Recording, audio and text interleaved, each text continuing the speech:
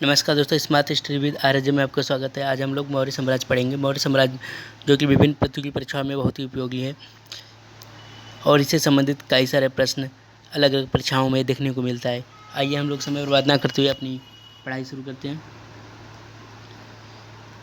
पहला क्वेश्चन है, निम्न में से कौन सा वंश सबसे प्राचीन वंश है? बताइए दोस्तों, इनमें से कौन सा ऑप्शन सही है? ए मौर्य वंश, बी गुप्त वंश, सी कुषाण वंश, डी कर्ण वंश। इसका सही ऑप्शन ए मौर्य वंश। मौर्य वंश इनमें से सबसे पुराना वंश है। जहाँ तक हम लोग बात करें, मौर्य वंश के बाद कर्ण वंश और कुषाण वंश और गुप्त वंश आता है। अगर मौर्य वंश से पहले की बात करें तो नंद वंश आता है। नंद वंश से पहले शिशुनाग वंश और शिशुनाग वंश से पहले हरेक वंश आता है। क्वेश्चन नंबर 2, निम्नलिखित में से वो व्यक्ति कौन है जिसका नाम देवनाम प्रियदर्शी भी था? ए मौर्य राजा अशोक, बी मौर्य राजा चंद्रगुप्त मौर्य, गौतम बुद्ध, भगवान महावीर। इसका सही ऑप्शन ए मौर्य राजा अशोक। अशोक का नाम देवनाम प्रियदर्शी था। सम्राट अशोक ने स्वयं को अपने अभिलेखों में देवनाम प्रियदर्शी कहा है। इसका राज्याभिषेक 269 ईसा पूर्व में हुआ था। इसके शिलालेख इतिहास लेखन के दृष्टिकोण से बहुत ही महत्वपूर्ण है। दक्षिण भारत में प्राप्त मास्की और गुर्जरा अभिलेखों से उसका नाम अशोक तथा पुराणों में अशोक वर्धन मिलता है। क्वेश्चन नंबर 3, चंद्रगुप्त मौर्य का साम्राज्य उत्तर पश्चिम में कहाँ तक फैला हुआ था? ए रावी नदी, बी सिंधु नदी, सी सतलज नदी, हिंदुकुश पर्वत। इनमें से सही ऑप्शन बताइए कमेंट बॉक्स में। इसका सही आंसर डी हिंदुकुश पर्वत। चंद्रगुप्त मौर्य का साम्राज्य उत्तर पश्चिम में ईरान अर्थात पहले फारस कहा जाता था, फारस से लेकर पूर्व में बंगाल तथा उत्तर में कश्मीर से लेकर दक्षिण में कर्नाटक तक फैला हुआ है। क्वेश्चन नंबर 4, अशोक के अधीन मौर्य राजतंत्र का सबसे सही वर्ण निम्नलिखित में से कौन सा होगा? ए प्रभु स्वेच्छाचारी शासन, बी केंद्रीकृत एकाधिपत्य, सी प्राच्य स्वेच्छाचारी शासन, डी निर्देश लोकतंत्र। इसका करेक्ट आंसर ए प्रबुद्ध स्वेच्छाचारी शासन। अशोक के अधीन मौर्य साम्राज्य राजतंत्र प्रभु स्वेच्छाचारी शासन था। राजतंत्र का उद्देश्य निरंकुश कल्याणकारी राज्य स्थापित करना था। क्वेश्चन नंबर 5, आर्यभट्ट और वाराणसी के सुविख्यात नाम किसके युग के साथ संबंधित है? ए गुप्त वंश, बी कुषाण वंश, डी सी मौर्य वंश, डी पाल वंश। इसका सही आंसर ए गुप्त वंश। देखिए बच्चों, मेरे उत्तर देने से पहले आपको उत्तर देना हो, तभी आप अच्छे से याद कर पाएंगे। इसलिए मैं जितना भी क्वेश्चन करा रहा हूँ, ठीक, मेरे उत्तर देने से पहले आप अपना उत्तर कमेंट बॉक्स में देने की कोशिश करें। इससे जो भी क्वेश्चन आप पढ़ेंगे आपके दिमाग में अच्छे से बैठ जाएगी।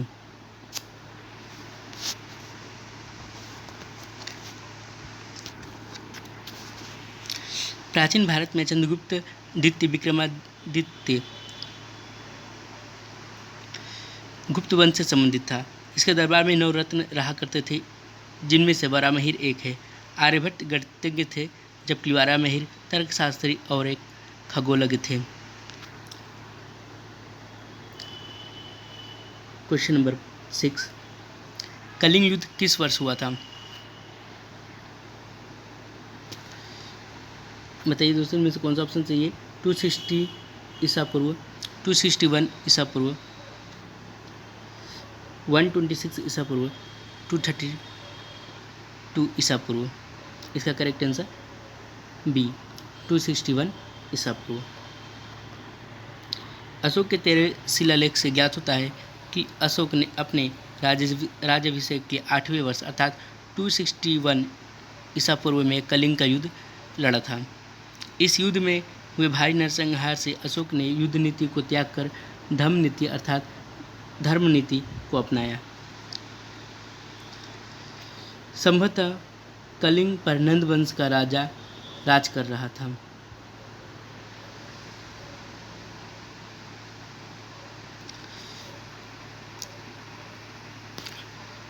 क्वेश्चन नंबर 7, अशोक के प्रशासनिक नीति में भारी परिवर्तन किस घटना से आया? ए, तीसरा बौद्ध संगति, बी, कलिंग युद्ध, सी, उसने बौद्ध धर्म को अपनाया, सी, सिलोन को उसका मिशनरी भेजा।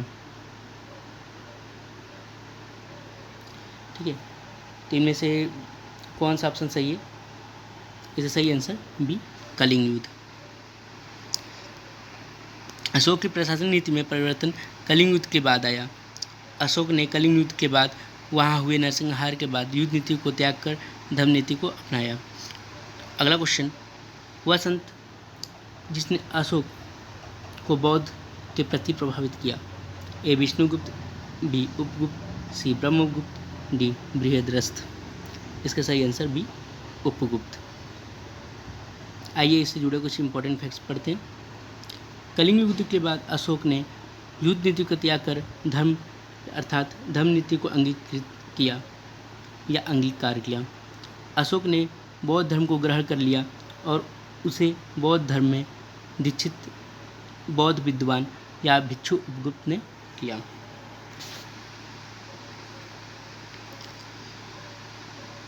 क्वेश्चन नंबर 9, चंद्रगुप्त मौर्य के दरबार में भेजा गया यूनानी राजदूत था? ए, कौटिल्य, बी, सेल्यूकस निकेटर, सी, मेगास्थनीज, डी, जस्टिन। इसका सही आंसर सी, मेगास्थनीज। चंद्रगुप्त मौर्य के दरबार में यूनानी शासक सेल्यूकस निकेटर यानी सिकंदर का सेनापति, जो उसके पूर्व साम्राज्य का उत्तराधिकारी था, ने मेगास्थनीज नामक राजदूत चंद्रगुप्त मौर्य के दरबार में भेजा था। मेगास्थनीज ने इंडिका नामक पुस्तक में मौर्यकालीन व्यवस्था का विस्तृत वर्णन किया। क्वेश्चन नंबर 10, अर्थशास्त्र की रचना किसने की? ए, घनानंद, बी, कौटिल्य, सी, बिंबिसार, डी, पुष्यमित्र शुंग। इसका सही आंसर बी, कौटिल्य। अर्थशास्त्र की रचना चाणक्य अर्थात कौटिल्य अर्थात विष्णुगुप्त। चाणक्य बोले, कौटिल्य बोले, विष्णुगुप्त बोले, ये एक ही व्यक्ति का नाम है। अर्थशास्त्र एक राजनीतिक विज्ञान की पुस्तक है। इसमें प्रशासन, राजनीति, सिद्धांतों के बारे में जानकारी दी गई है। अलेक्जेंडर और पोरस के बीच युद्ध कहाँ हुआ? यहाँ ध्यान देने वाली बात यह है कि अलेक्जेंडर को ही सिकंदर कहा जाता है। तो बताइए इनमें से कौन सा ऑप्शन सही है? अलेक्जेंडर और पोरस के बीच युद्ध कहाँ हुआ था? ए, रावी नदी के तट पर, बी, झेलम नदी के तट पर, सी, पानीपत, डी, तराइन। इसका करेक्ट आंसर बी, झेलम नदी के तट पर। अगला question, question number 12, important facts पढ़ लेते हैं ऊपर, जो कि क्वेश्चन नंबर 11 का था। अलेक्जेंडर और सिकंदर राजा पोरस के मध्य 326 ईसा पूर्व में हाइड्रोस्पेसिस का युद्ध हुआ। यह युद्ध विशिष्टा या झेलम नदी के तट पर लड़ा गया था। क्वेश्चन नंबर 12, सेल्यूकस निकेटर को किसने हराया था? ए, अशोक ने, बी, चंद्रगुप्त मौर्य ने, सी, बिंदुसार, डी, बृहद्रथ। बताइए इनमें से कौन सा ऑप्शन सही है? इसका सही आंसर बी, चंद्रगुप्त मौर्य ने।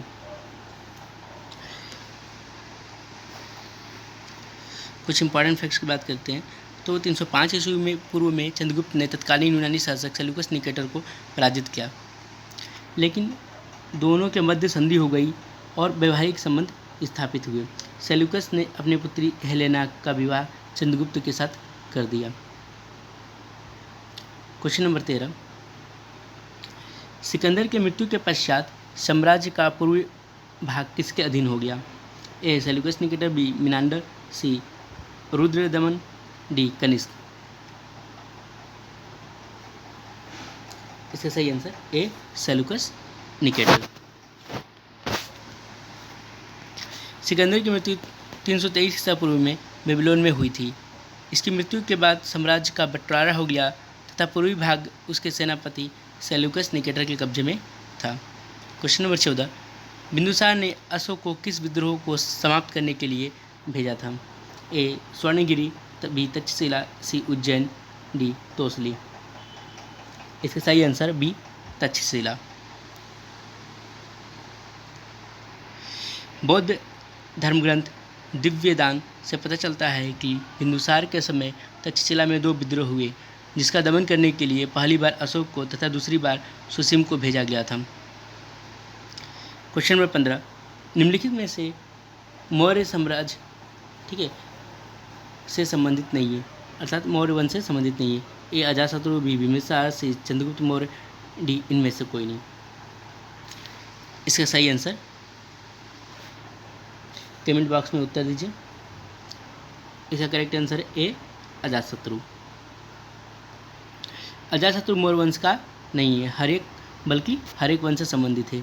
इसने अपने पिता बिंबिसार की हत्या कर, ठीक है, सत्ता हासिल की थी, इसलिए इसे पितृहिंता भी कहा जाता है। अगर क्वेश्चन पूछ दे घुमा करके पितृहिंता किस वंश को या किसे कहा जाता है, तो आप इस फैक्ट को याद रख सकते हैं, अजातशत्रु।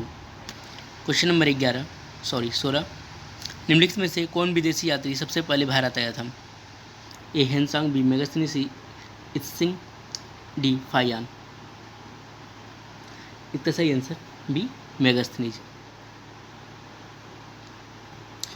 यूनानी शासक सेल्यूकस निकेटर ने अपने राजदूत मेगास्थनीज को चंद्रगुप्त मौर्य के दरबार में भेजा था। इसने इंडिका नामक पुस्तक लिखी थी। यह पुस्तक अपने मूल रूप में उपलब्ध नहीं है।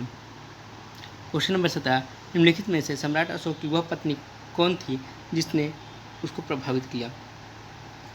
ए चंद्रालिका, बी चारुलता, सी गौतमी, डी कारुवाकी। इसका सही आंसर डी कारुवाकी। सम्राट अशोक अपनी पत्नी कारुवाकी से बहुत प्रभावित हुआ। यह अशोक की दूसरी पत्नी राजकुमारी तिवर की माता थी।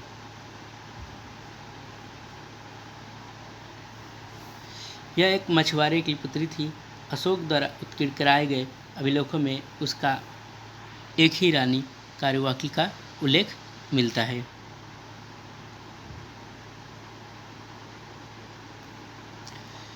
क्वेश्चन नंबर 18, यूनानियों को भारत से बाहर निकालने, ठीक है, सबसे पहले किसने निकाला? तो यूनानियों को सब बाहर निकालने का, ठीक है, ए चंद्रगुप्त मौर्य,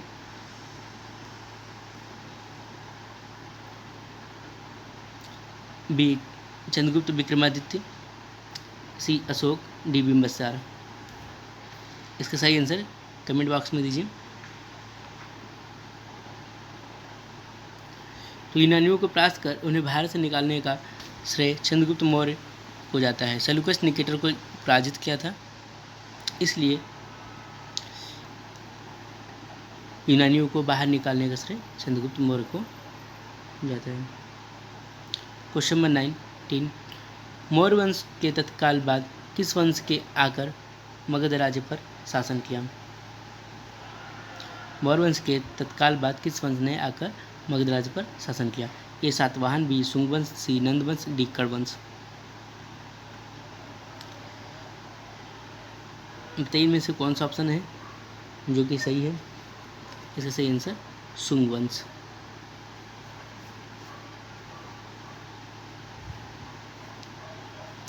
मौर्य वंश के बाद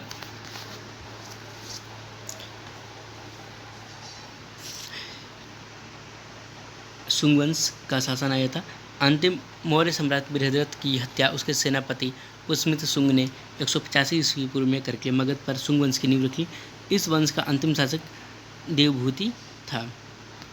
क्वेश्चन नंबर 20, अशोक ने समूचे भारत और सिलोन में बौद्ध धर्म का प्रचार किस माध्यम से किया? ए त्रिरत्नों को शिक्षा देकर, बी धर्म महापात्रों को भेजकर, सी युद्ध करके, डी बौद्ध भिक्षु बनकर। इसका सही आंसर बी धर्म महापात्रों को भेजकर। अशोक ने अपने राज्याभिषेक के 14वें वर्ष में धर्म महापात्रों की नियुक्ति की, जिनका मुख्य कार्य जनता में धर्म का प्रचार करना तथा कल्याणकारी कार्य करना था। क्वेश्चन नंबर 21, किस शिलालेख राजदेश में अशोक ने कलिंग युद्ध के हताहतों का उल्लेख किया है और युद्ध की त्याग करने की घोषणा की? ए मास्की राजादेश, बी शिला राजादेश 13, सी शिला राजादेश 11, डी शिलाराजवंश 10। बताइए इनमें से कौन सा ऑप्शन सही है? ये सही आंसर बी शिलाराजवंश 13।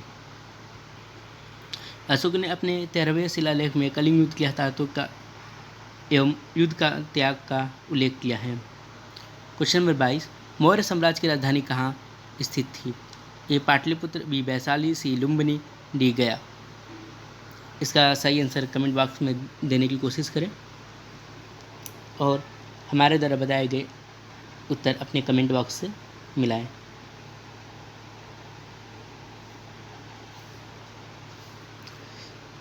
हम जो भी बताते हैं प्रश्न, आप उन प्रश्नों को उत्तर हमसे पहले देने की कोशिश करें, तभी आपको फ़ायदा होगा। तो बताइए इनमें से कौन सा ऑप्शन सही है? इसका सही आंसर है पाटलिपुत्र।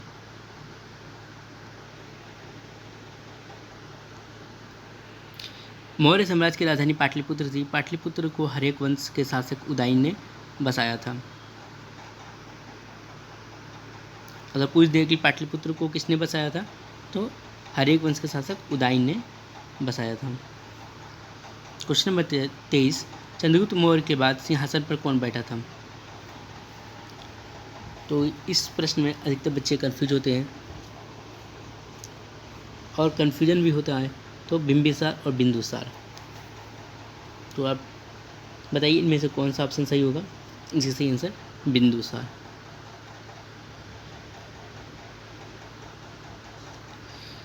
चंद्रगुप्त मौर्य के जीवन के अंतिम चरण में अपने पुत्र बिंदुसार के पक्ष में सिंहासन त्याग करके जैन मुनि भद्रबाहु से जैन धर्म की दीक्षा ली और श्रवण बेलगोला मैसूर जाकर 298 ईसा पूर्व में उपवास द्वारा शरीर त्याग किया।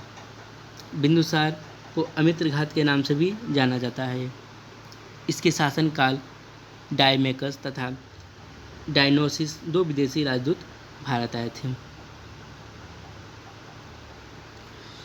मौर्य काल के दौरान स्थानिक कौन था? ए जिला प्रशासन, बी प्रांतीय प्रशासक, सी ग्राम्य प्रशासक, डी नगर प्रशासक। ऐसे सही आंसर ए जिला प्रशासक।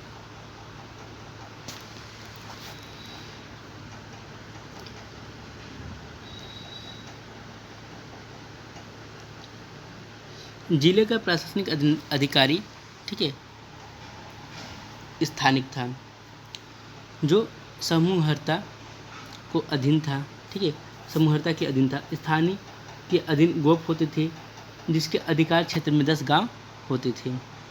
क्वेश्चन नंबर 25, चाणक्य किस नाम से जाना जाता था? ए राजशेखर, बी तेजस्वी, सी कौटिल्य, डी वात्स्यायन। जो लोग क्वेश्चन ध्यान से पढ़ रहे हैं वो इस क्वेश्चन का जवाब दे सकते हैं। इसका सही आंसर सी कौटिल्य। चाणक्य अर्थशास्त्र का लेखक था। वह तक्षशिला विद्यालय में आचार्य भी था। इसे कौटिल्य विष्णुगुप्त के नाम से भी जाना जाता है। क्वेश्चन नंबर 26, चंद्रगुप्त मौर्य का जन्म कब हुआ था? 340 ईसा पूर्व, 563 ईसा पूर्व, 180 ईसा पूर्व और 99 ईसा पूर्व। इसका कमेंट बॉक्स में उत्तर दीजिए और अपने उत्तर को मेरे उत्तर से मिलाइए। इसका सही आंसर ए 340 ईसा पूर्व। चंद्रगुप्त मौर्य का जन्म 340 ईसा पूर्व में हुआ था। और पाटलिपुत्र जो कि बिहार में पड़ता है, ठीक है, और मगध पर 24 वर्ष तक शासन किया था। ग्रीक और लैटिन लेखों में चंद्रगुप्त को क्रमशः सेंड्रोकट्स, एंडोकोट, ठीक है, सेंड्रोकोटस और एंडोकोटस के नाम से जाना जाता है।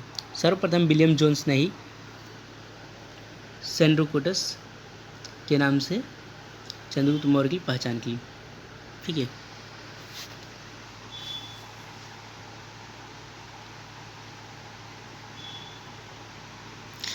क्वेश्चन नंबर 27, बिंबिसार किस वंश का शासक था? ए हर्यक वंश, बी मौर्य वंश, सी शुंग वंश, डी नंद वंश। इसका सही आंसर ए हर्यक वंश। बिंबिसार हरेक वंश का शासक था। कुछ इंपॉर्टेंट फैक्ट्स की बात करें तो बिंबिसार हरेक वंश का शासक था। इसको ही मगध साम्राज्य का वास्तविक संस्थापक भी माना जाता है। क्वेश्चन नंबर 28, घटोत्कच, ठीक है, घटोत्कच 290 ईसा पूर्व से 305 ईसा पूर्व किस वंश का शासक था? ए गुप्त वंश, बी कर्ण वंश, सी शुंग वंश, डी मौर्य वंश। इसके सही आंसर कमेंट बॉक्स में दीजिए। इसका आंसर ए गुप्त वंश। घटोत्कच गुप्त वंश का शासक था। गुप्त वंश का संस्थापक श्री गुप्त था। उसका उत्तराधिकारी व पुत्र घटोत्कच था, परंतु गुप्त वंशावली में सबसे पहला शासक चंद्रगुप्त प्रथम मिलता है।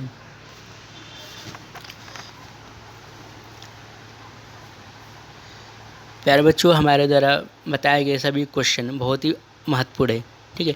इन्हें बार बार वीडियो को देखिए, प्रैक्टिस कीजिए, और नहीं समझ में आ रहा है तो वीडियो को फिर से देखिए, और हमारे द्वारा बताए गए उत्तर से पहले ही अपना उत्तर देने की कोशिश कीजिए। अगर ऐसा करेंगे तो सारा का सारा क्वेश्चन आपको याद हो जाएगा। यदि हमारा वीडियो आपको अच्छा लगा तो औरों को भी शेयर करें ताकि उनको भी लाभ हो। धन्यवाद।